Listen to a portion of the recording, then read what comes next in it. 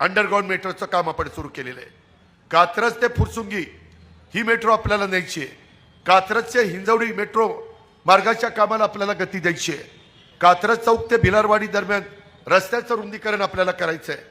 कात्रज चौकातील ही कोंडी कायमस्वरूपी सोडवण्याच्या करता कात्रज कोंढवा रस्ता रुंदीकरण करायचं आहे। मी आता पालकमंत्री आहे, मी विरोधी पक्ष नेता असताना आता पालकमंत्री असताना देखील माझं सर्वात जास्त लक्ष कात्रज कोंढवा रस्त्याकडे आहे, कामावर आहे।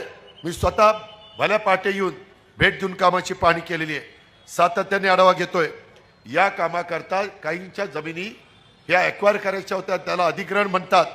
आवश्यक निधी राज्य सरकारकडनं सातत्याने आम्ही दिलेला आहे।